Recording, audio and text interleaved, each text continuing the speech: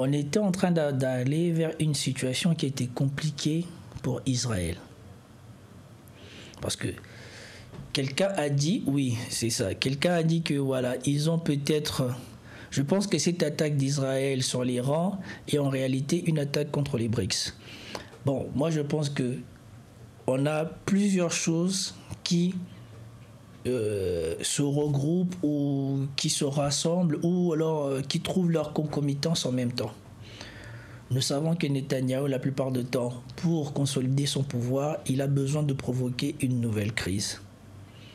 Quelques jours avant de déclencher les bombardements sur l'Iran, sur des motifs fallacieux, parce qu'on sait qu'ils ont surinterprété les conclusions de l'agence de l'énergie atomique, et c'est pour cela que souvent je dis même que c'est tout ce qui est organisation internationale qui a été mis en place, en fait ça ne sert que les intérêts des Occidentaux. Quand ils le veulent bien, ils prennent en compte ce qu'ils ont dit, et quand ils ne le veulent pas, ils s'en foutent de ce qu'ils ont dit.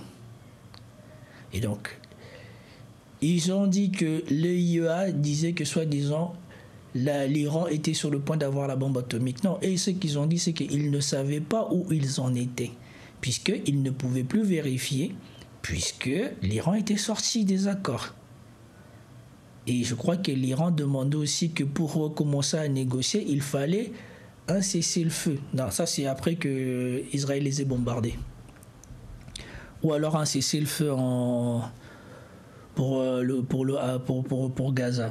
En tout cas, toujours est-il que Netanyahou, il était en difficulté. Il est passé à un voix ou une voix de perdre le Parlement.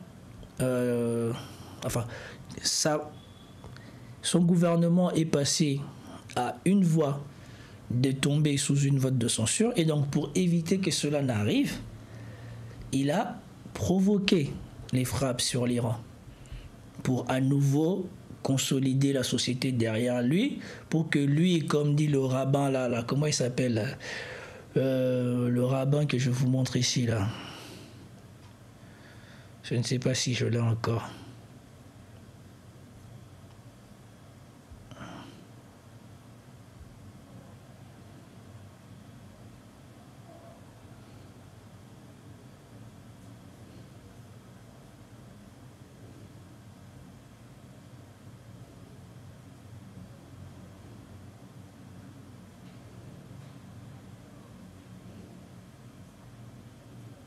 Ah.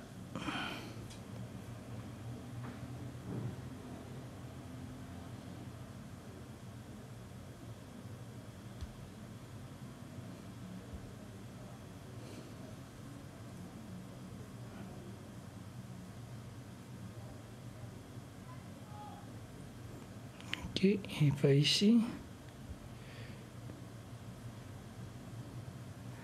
Il y a un rabbin en France là, qui vante les mérites de Netanyahou en disant que Netanyahou c'est le Messie et que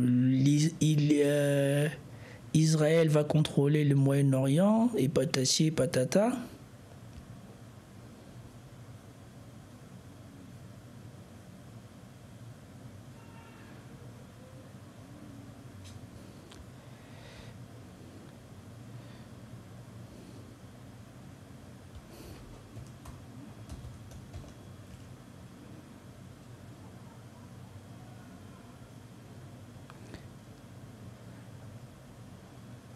Voilà, c'est lui là. Écoutez ce qu'il dit. Détendez-vous. Bah, il reste encore temps. Je peux vous dire une chose. En France, je le dis aussi.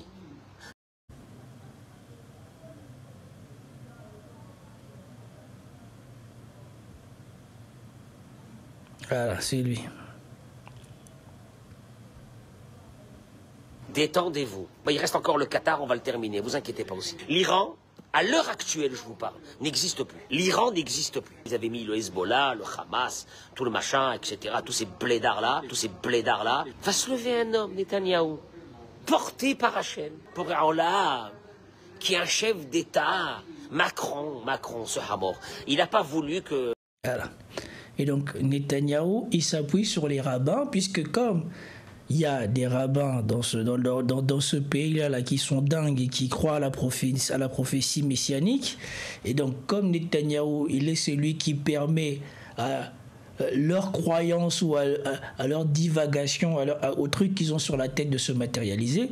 Et à chaque fois, eux, ils soutiennent Netanyahou. Et donc, Netanyahou a lancé, pour moi, dans mon interprétation, Netanyahou a lancé son attaque contre l'Iran pour, reconsolider son soutien au sein de la société israélienne, puisqu'il était sur le point de tomber. Et on sait que lui, s'il tombe, il ne tombe pas dans le civil, il va probablement finir en prison.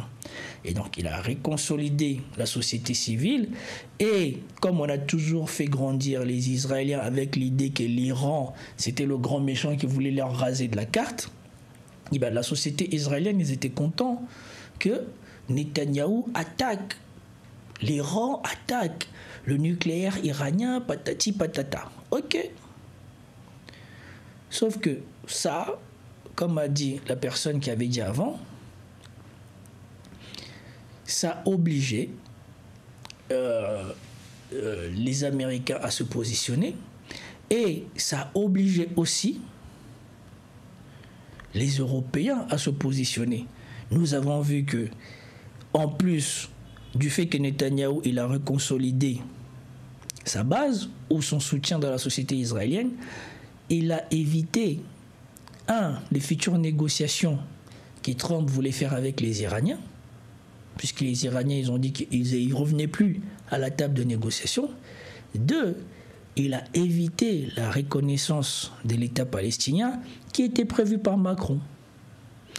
Il a fait 3 choses, je crois, d'un coup.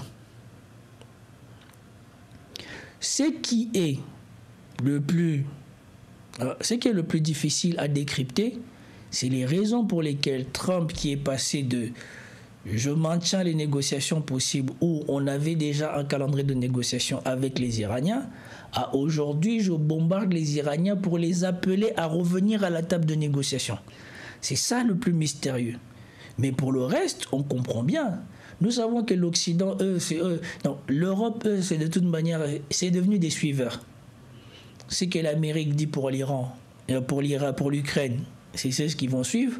Ce qu'Israël fait au Moyen-Orient, c'est ce qu'ils vont suivre. Parce qu'ils ne sont à l'initiative nulle part. Ils ne peuvent que s'accrocher derrière des gens qui peuvent encore leur permettre de garder un peu d'influence. Donc l'Europe, eux, ils ont oublié qu'ils critiquaient Netanyahou. Et la plupart se sont alignés. Oui, Netanyahou fait notre sale boulot. Merci. Macron, Israël a le droit de se défendre alors que c'est Israël qui attaque. Je ne sais pas, ils se sont tous alignés. Mais là où ça a mal tourné, c'est que eux, Israël, quand ils ont frappé, on nous a dit qu'ils ont frappé le nucléaire iranien, mais aussi ils ont frappé les stocks de missiles iraniens. Et que l'Iran était affaibli, l'Iran, on ne savait pas combien de temps ça allait tenir. Moi, quand j'avais fait un live le lendemain, je vous ai dit, l'Iran montre des signes de faiblesse parce que l'Iran avait dit qu'ils sont prêts à arrêter de bombarder Israël si Israël arrête de bombarder chez eux. Et moi, j'avais dit ça, c'est comme un signe de faiblesse parce que tous les gens qui ont négocié avec l'Occident dans ce sens-là ont toujours fini engloutis par l'Occident. Et c'est pour cela que Poutine, il n'est jamais parti dans le sens où il va privilégier d'abord les intérêts ou les demandes des Occidentaux sur les intérêts de la Russie. C'est pour cela que j'avais dit l'Iran semble me donner des signes de faiblesse. Et je vous avais dit, surtout vers la fin de mon live, tout dépendra de la capacité de l'Iran à résister ou pas. Si Israël s'est trompé sur son évaluation du préjudice qu'ils ont fait subir à l'armée iranienne et surtout au stock de missiles iraniens, eh ben, ces choses-là vont vite devenir difficiles. Et dans mon dernier live, je vous ai dit que les choses vont plutôt se compliquer parce que on a vu que les Chinois et les Russes, à bas bruit, commençaient maintenant clairement à se positionner pour l'Iran, puisque l'Iran était dans une agression, et surtout on voyait déjà des signes avant-coureurs que les États-Unis se préparaient à intervenir. Pourquoi? Puisque les États-Unis avaient vidé tous les personnels américains et le matériel américain des différentes bases qu'ils avaient au Moyen-Orient. Ils les ont regroupés dans certaines bases et tout le reste est vide. Ce qui fait que si jamais l'Iran veut s'attaquer à eux ou veut s'attaquer à un endroit, soit ils vont attaquer des sites vides et donc faire que du dégât matériel, soit ils vont devoir s'attaquer à là où les Américains vont se positionner, et à cet endroit-là, les Américains vont se positionner pour aussi se défendre.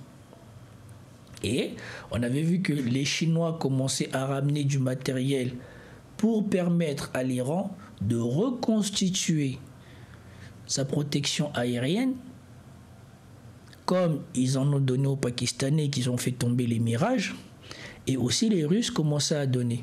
Mais ça, c'était la vision que Military Summary, c'était les données ou les informations que Military Summary disposait. Et moi, je pensais que ça, c'était dissuasif. Mais par contre, à la lumière de ces événements, nous voyons bien que la décision de Trump date probablement de quand il a quitté le G7. Parce que quand il quitte le G7, il dit « je ne veux pas pour soi-disant travailler pour une paix entre Israël et l'Iran, je suis sur quelque chose de beaucoup plus grand ». Et maintenant, on voit, c'était quoi la chose de beaucoup plus grand? Probablement qu'ils ont préparé le briefing pour comment ils vont attaquer. Et aujourd'hui, ça s'est matérialisé.